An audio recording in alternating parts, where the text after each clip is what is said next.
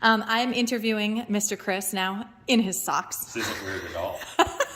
in our dining room. I just grabbed him as he was between meetings and started asking him questions for you guys.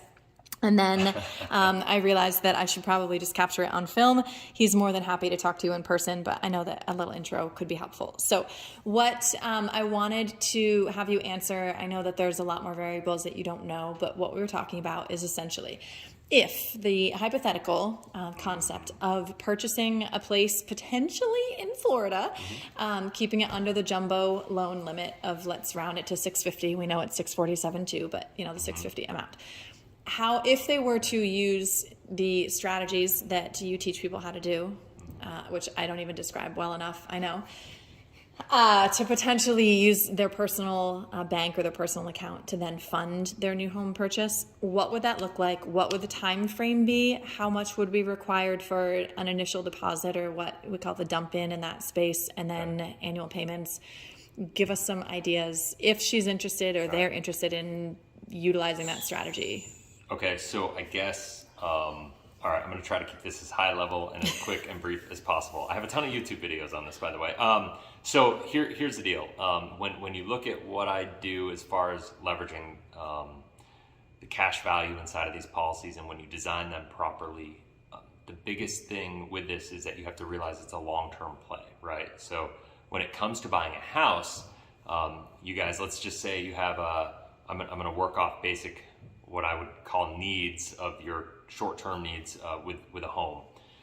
If you go a $600,000 home, keeping under the 647-200 jumbo loan requirements, you're looking at about a $30,000 down payment. If you put $5,000 or 5% down, that is, you're looking at obviously you're going to pick up a PMI expense, so you have a $30,000 down payment.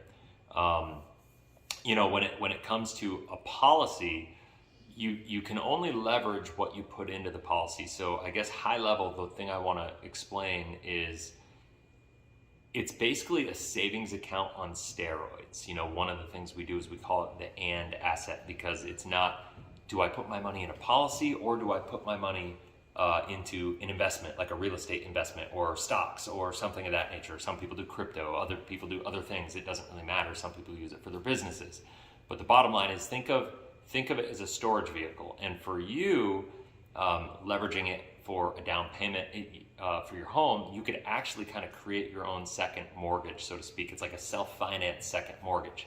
It's eliminating the need to use the bank for however much capital you have access to. So it's really hard for me to give an example to you guys on what would be the best thing for you to do, because I don't know enough about your personal financial setup, right? I don't know how Can I give you just and I don't know the numbers either, but Sure. let's say there's the $200,000 extra, Okay. in addition to the $30,000 that they would have saved. So the rule of thumb when you do this, and the only downside to this, is that it becomes a forced savings plan. Now it's a little bit more flexible than that with some variables, but if you had $200,000, the general rule of thumb is that you have to be able to commit for at least a 7-year period to, let's say, a tenth of whatever the front-loaded dump-in was for an annual premium. So if you had $200,000, for instance, what I would say is take the 200 and let's say it's $180,000 up front and a $20,000 annual premium, and we would just, that would be it. You put 200 grand in, that would cover everything.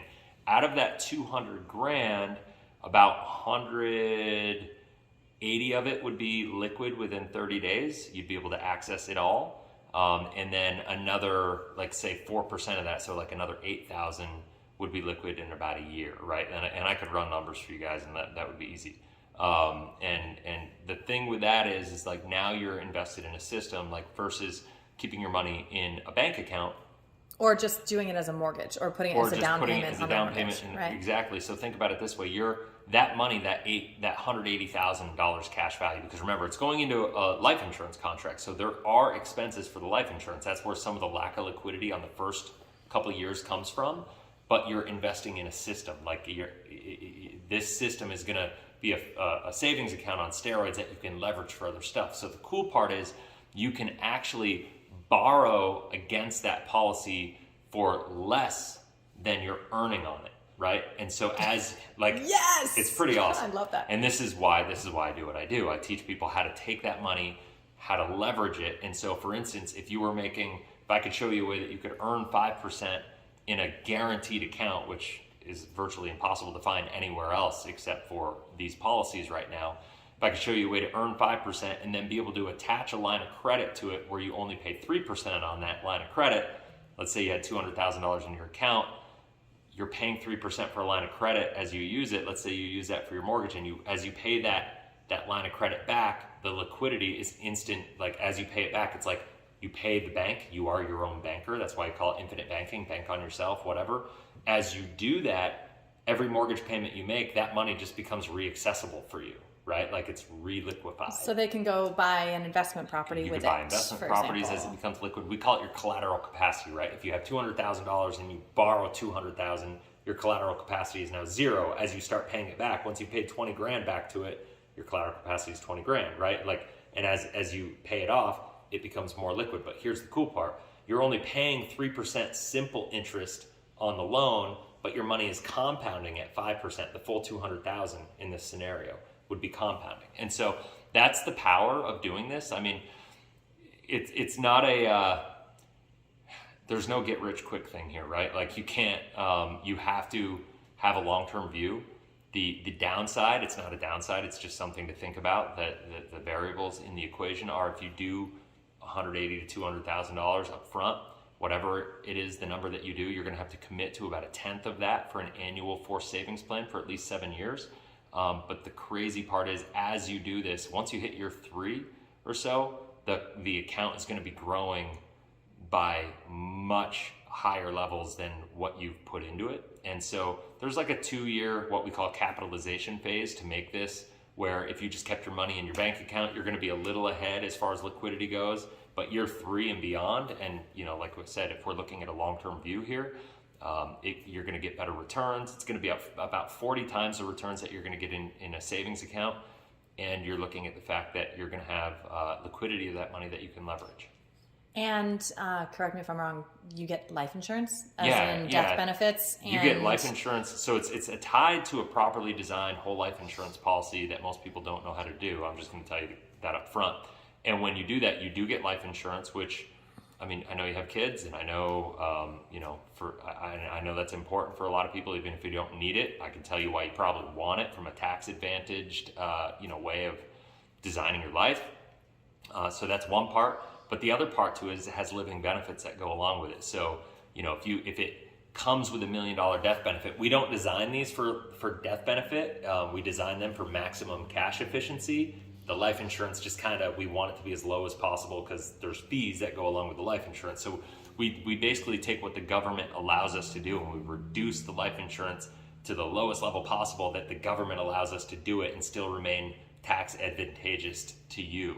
And so that's why we do it the way that we do it. But you also, if you had $1 million death benefit, you're also going to have living benefits, meaning if you become critically, chronically, or terminally ill, you're going to have access to a portion of the death benefit while you're alive. So if you got cancer, if you got diabetes, if you got stuff of that nature, where it becomes, if you got in a bad accident and became paralyzed, if there's access to that money that you can use for alternative treatments to use, and you kind of be able to manage your medical directive, leveraging the death benefit while you're alive. So it's pretty cool. Cool. So that's as opposed to putting, if they had our pretend amount of the $20,000 plus the $30,000 down payment of the 5% on a $600,000 loan, that would be the advantage of putting it into this savings account vehicle as opposed to just dumping that into their mortgage. Yeah, I would say. Right? Did I miss anything? No, I mean, and I would say you got to start somewhere. Like I said, there's no get rich quick thing, but I would say if it were just a one case, like a one-off scenario, I could argue that, just paying the down payment would be, easier. Yeah, but here's the deal. I guess this is what I'll leave you with. I always kind of tell people that there's opportunity cost. There's always a cost, because most people think, cash is king, in the sense that if I pay cash, I'm paying cash because I'm avoiding the interest expense that would go along with financing it. But the thing is, when you pay cash, you avoid the interest expense, but you also pick up the fact that you lose the ability for that money to earn you money. So what we do is I teach people by flowing money through these policies, you get to kind of have your cake and eat it too.